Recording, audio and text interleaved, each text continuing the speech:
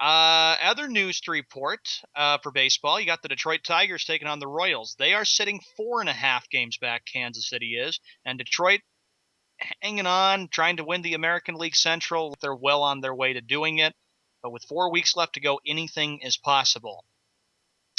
Importance, the Toronto Blue Jays, the Twins, the Texas Rangers, who are battling it out with the Oakland Athletics in the American League West Division. They're taking on the Los Angeles Angels of Anaheim. We all remember what happened last year when the Rangers had a 13-game lead with just a few weeks to go. They blew that division to the Oakland Athletics and eventually lost the one-game playoff to the Baltimore Orioles with that extra wild card. The Houston Astros against the Oakland Athletics. Speaking of which, that's the team that's right with the Rangers. And speaking of which, the Oakland A's also lead the American League wild card, and they are in pretty good shape right now. Tampa Bay Rays, they're the ones that are trying to hold on to that final wild card spot. They're going to be taking on the Seattle Mariners tonight in Seattle, Washington. We switch on over to the National League. A lot of stuff going on here, too. The Atlanta Braves, who are the best team in baseball, they are at the Philadelphia Phillies. Very much got the National League East division wrapped up.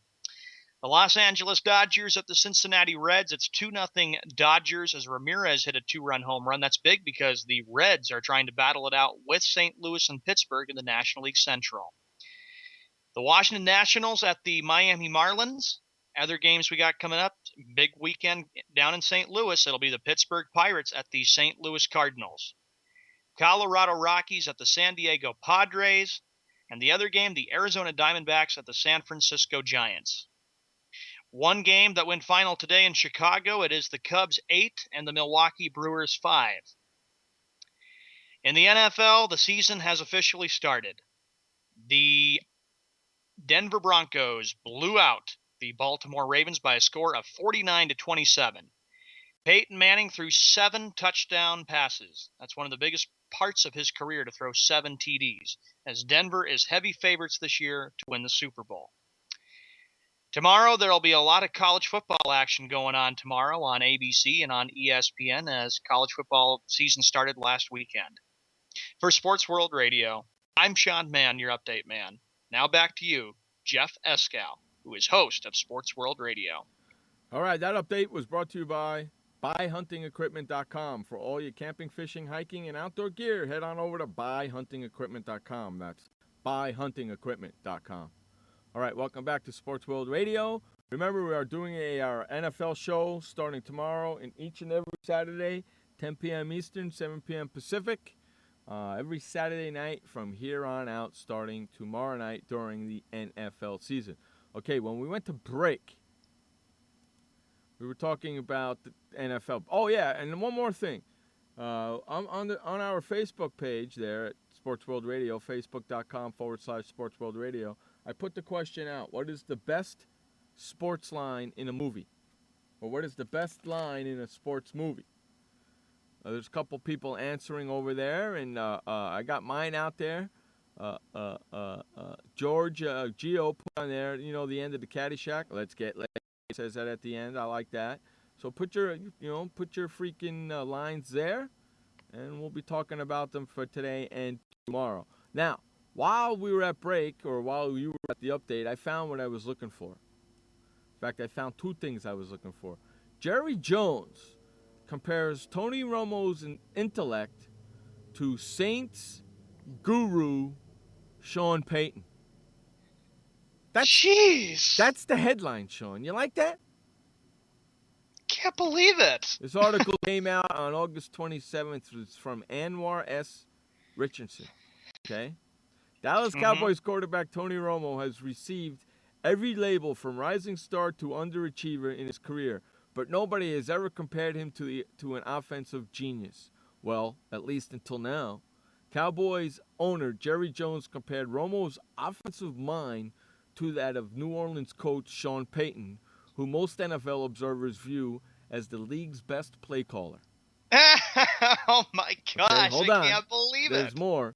He also said Bill Parcells, former Cowboys head coach and recent Hall of Fame inductee, endorsed Romo having more input in Dallas's offense. Just none of Peyton's results, like several playoff victories and the Super Bowl title so far. Jones also explained why Parcells believes Romo should be more involved offensively. And there's a little thing here. It says, it is also just the flair for being able to see it and being creative out there, Jones said. In visiting with Bill, he thought it was something we really ought to take advantage of is Tony's ability to see the field, call plays, and make more decisions out there. Okay, end quote. It's hard to blame Jones for building up Romo as the greatest thing to hit Dallas since AT&T Stadium. Jones invested a lot of money into a player with only one playoff victory. He better believe Romo was a genius to spend that kind of dough, even if the comparison to Peyton is a reach. The true measuring stick of any NFL quarterback is how they stack up against Green Bay's Aaron Rodgers, New England's Patriots' Tom Brady, and New Orleans' Drew Brees. In order to be mentioned among the big three, a quarterback needs a Super Bowl ring first. Once he has that, presumably, then it is fair to compare him among the league's greats. Romo is not in the same conversation as Giants quarterback Eli Manning, Pittsburgh's Ben Roethlisberger, Denver's Peyton Manning, or Baltimore's Joe Flacco right now. Romo has played well this preseason, and there is no denying he has a lot of upside. But any comparison between Romo and an offensive guru is a little extreme, even by preseason hype standards. How about that? Dr. Myth goes, Jerry Jones must be smoking some strong weed, or Romo knows where the real good skeletons are buried. It even says it right there in the article. To compare Jeff, Romo, every time you hear about Jerry Jones talking smack, you just sit there shaking your head in your studio. Yeah, this is my favorite line right here. Romo is not in the same conversation as Giants quarterback Eli Manning. I don't need to say anything else. It's written right there in black and white. I don't need to say anything else. I've been saying it for years. There's the proof. There's the article. Right stinking there. Okay? I've been saying it a long time. Okay? Right now, Tony Romo is an average quarterback at best. He is not in the same conversation as quarterback Eli Manning, Pittsburgh's Ben Roethlisberger, Denver's Peyton Manning, or Baltimore's Joe Flacco. And I believe that 100%, and that is true. Correct? Yeah. Jerry Jones Yes. is a moron. Well, Jerry Jones, but remember, he signed Romo after the season began to that 6-year contract extension. And he says, I've always believed that I've got my future quarterback for the Dallas Cowboys and that the Cowboys will win a lot more Super Bowls with Romo as quarterback. Yeah, so he's crazy. And to top it all off, Cowboys have never beaten the Giants in the Cowboys Stadium. Never. That's right. Never, never, never. Well, that's what Jerry Jones wants. He wants to win so bad against the Giants because he's sick and tired of losing to the Giants at home. And you want to know something? What? The Giants still trail in an overall series. 57, 42, and 2. That's the Giants' record against the Cowboys.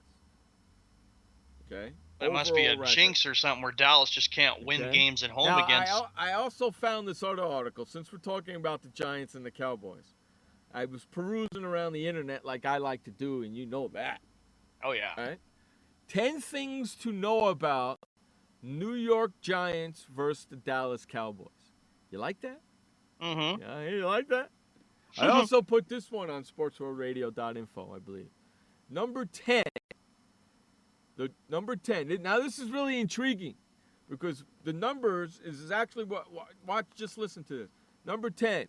10, the total number of regular season wins Eli Manning has against the Dallas as the starting quarterback. Eli has 10 total number of 10 wins, 10 regular season wins against the Dallas Cowboys as the starting quarterback. How about that? That's one little known fact, okay?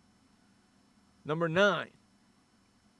The number of times the Giants held the Cowboys to 7 points or less in a game. Most recently in a 37-7 victory on December 15, 2002. So the Giants have held the Cowboys to 7 points 9 different times in a game. Okay? Number 8. The number of games the Cowboys would need to win in a row to gain a winning record against the Giants since 2000. I love that one. How about that? You like that one, Sean? It's classic. You like that one, Sean? That's a good one right there, right? That's a good one right there. That one's really good. Here's the article for you guys. Okay. All right. Number 7. The least amount of first downs the Cowboys gained in a game against the Giants, a 15-0 loss to the Giants on December 16th, 1989. Jeez, that was and that was Jimmy Johnson's first year because remember that's when Jones bought the team and owned him, and then he fired and got rid of Tom Landry. Yep. And that's what got Jeff angry with the Cowboys is how Landry got treated because he was there from 1960 to 1988. Yep. 6. The number of games of the longest winning streak over the Cowboys in franchise history, which stretched from September 18th, 1988 to September 29th, 1991. I love it, man. This is I love this, man. I had so much fun reading this. Number 5. The most interceptions the Giants have notched in the rivalry, happening twice. Once again, quarterback Troy Aikman in 2000, and once again against Danny White in 1980. And they're going to do it against freaking Tony Romo this year. Watch. It's going to be great. The offensive guru genius mind. He's going to throw 5 of them. Watch this. That's great. Number 4.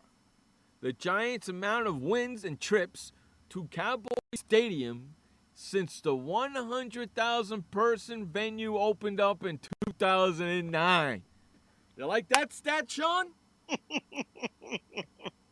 You like that stat? That's a great stat right there. Number 4, baby. That's a beautiful stat right there. You love that stat. Number 4, the Giants' amount of wins and trips to Cowboys Stadium since the freaking thing opened up in 2009. You gotta love it.